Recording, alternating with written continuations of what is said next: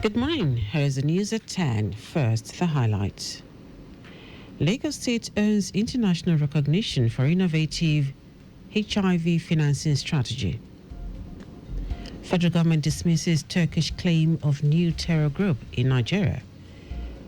On the foreign scene, over 60 people die as fire rips through shopping center in Iraq. And in sport, Nigeria crashes out of Under-19 Women's Basketball World Cup. Now the details. I am Dele Agadumo.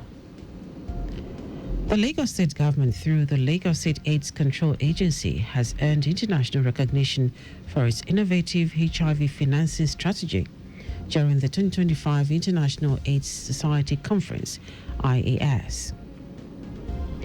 The IAS Conference on HIV Science in Kigali, Rwanda, is the world's most influential meeting on HIV research and its applications.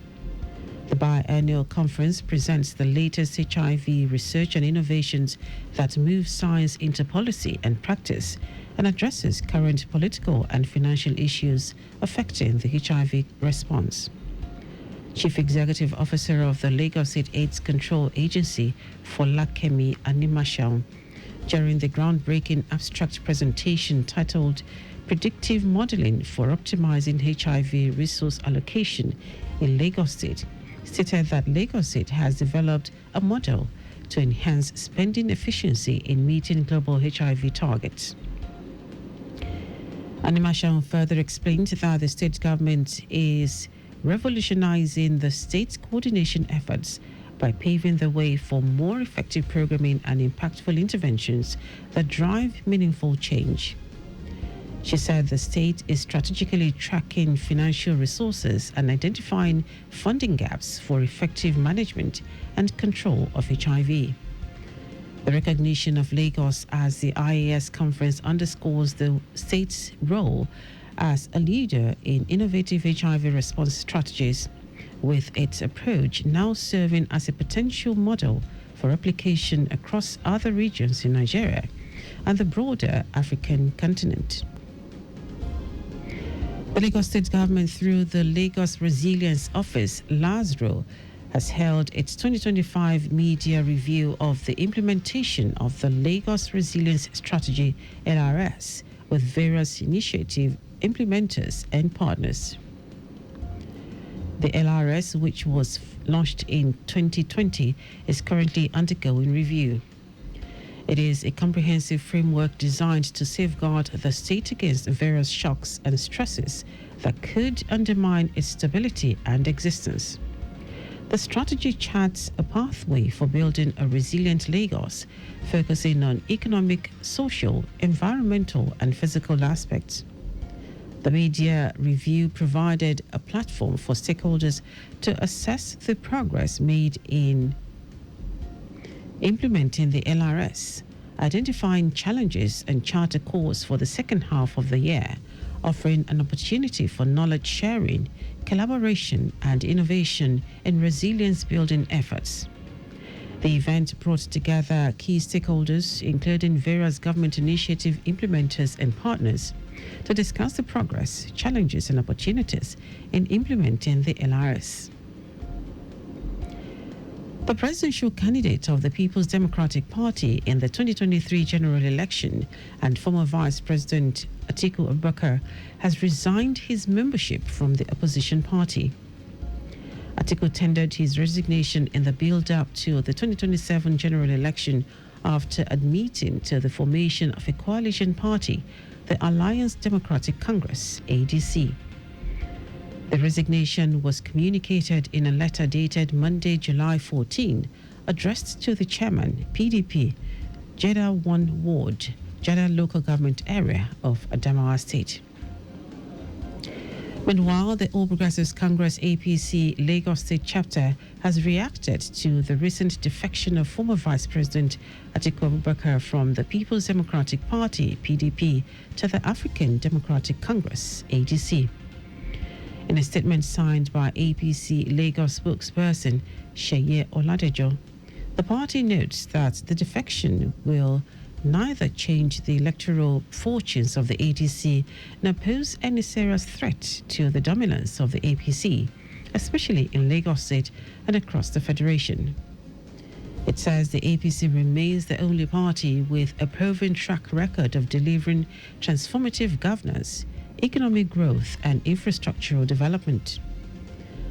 The statement encourages the electorate to reassess the character and consistency of those seeking to lead. The party also urges its members and supporters to remain focused and continue to mobilize at the grassroots for the forthcoming elections.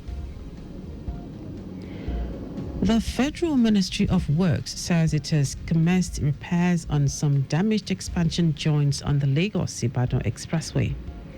Federal Controller of Works in Lagos, Olukorede Kisha, stated this while responding to an inquiry on the state of the road.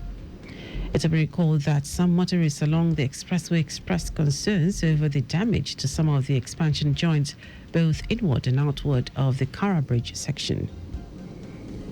Now to the rest of the stories.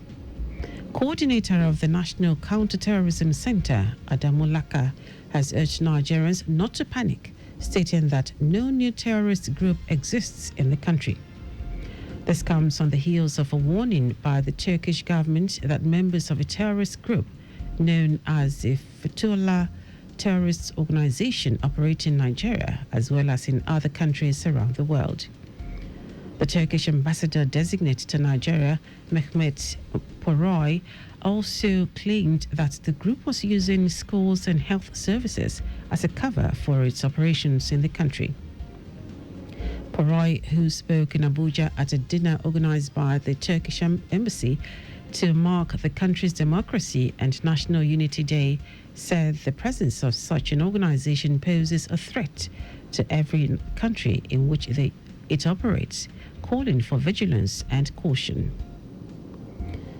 The federal government has reaffirmed its commitment to leveraging public-private partnerships, PPPs, to drive sustainable growth in the country's aviation and aerospace sector. Speaking at the 10th Airport Business Summit Expo 2025 in Lagos, Permanent Secretary, Ministry of Aviation and Aerospace Development, Ibrahim Kana, stressed the government's strategic push to involve private capital and expertise in developing critical aviation infrastructure. Kana noted that under President Bola Tinubu's Renewed Hope agenda, PPPs have become a core component of national economic planning, especially in the aviation sector, which plays a pivotal role in trade, tourism, connectivity, and competitiveness. According to him, the ministry, working under the Infrastructure Concession Regulatory Commission (ICRC) framework, has already executed several high-impact PPP projects. These include airport terminal concessions in Lagos, Abuja, Port Harcourt, and Kano, as well as build, operate, transfer models for facilities such as cargo terminals, maintenance hangars, and airport hotels. Kana said the Federal Executive Council's recent approval of new concession agreements further signals the government's intent to deepen private sector involvement. The federal government will today hold an expanded special session of the Federal Executive Council in honor of the late former President Muhammadu Buhari.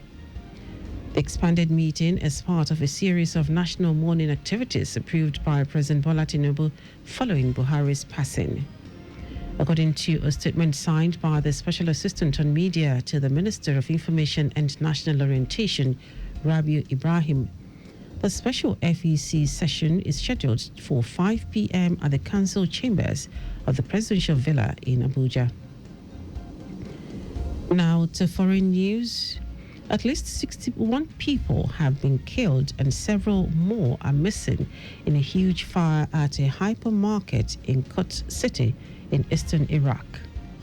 According to Iraq's Interior Ministry, 14 charred bodies had been found in the mall fire in the Wasit Governorate, and civil defense teams had rescued 45 people from inside the building. The Wasit Province Governor Mohammed Al-Mayahi said the fire broke out in a hypermarket and a restaurant while families were having dinner and shopping. 3 days of mourning have been announced and an investigation has been launched, while investigation results are expected to be released within 48 hours. Now, sport. Nigeria's Junior D Tigers are out of title contention at the ongoing FIBA Under-19 Women's Basketball World Cup in Borno, Czechia, after suffering a 77-51 defeat at the hands of Hungary during their round of 16 clash on Wednesday. The Juliana Akere-led side had finished in third position in Group B behind Canada and Portugal after recording 1 win and 2 losses during the round-robin phase, thereby amassing a total of 4 points. The team, which was making a debut at the competition, began the campaign with a 93-88 win against China before suffering defeats to Canada and Portugal. Following the defeat, Nigeria can no longer win the World Cup, though will proceed to the classification rounds, where the team will play one more game for the right to finish in positions 9 to 16. And that is our news at 10. Just before we go, always drive within the specified speed limit. You can follow us and like all our various social media platforms: X at Traffic Radio 961, Facebook Lagos Traffic Radio 96.1 FM, Instagram Lagos Traffic Radio 961. Subscribe and watch our news and programs live on YouTube at Traffic Radio 961. Visit our website on www.trafficradio961.ng. You can also listen to Lagos Traffic Radio 96.1 FM live on My Lagos app for timely updates. Did you know that the Sanwo-Olu administration strengthened alliance with 200 representatives from various women-focused NGOs in the state as part of efforts to alleviate the economic plight of women residents in the state? Can get more details on the Lagos State Government website. To end the news, are the highlights of the major stories. The Lagos State Government, through the Lagos State AIDS Control Agency, has earned international recognition for its innovative HIV financing strategy during the 2025 International AIDS Society Conference, IAS. Coordinator of the National Counterterrorism Center, Adamu Laka, has urged Nigerians not to panic, stating that no new terrorist group exists in the country. We also told you that at least 61 people have been killed and several more are missing in a huge fire at a hypermarket in Kut City in eastern Iraq.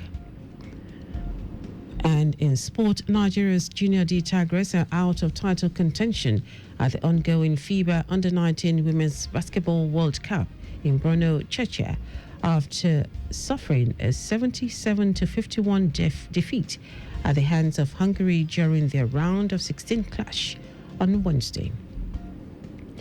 For contact with the newsroom, send a message to info@trafficradio961.ng. That is the news broadcast compiled by Abiola Fabolago. I am Dele Agadumo. Good morning.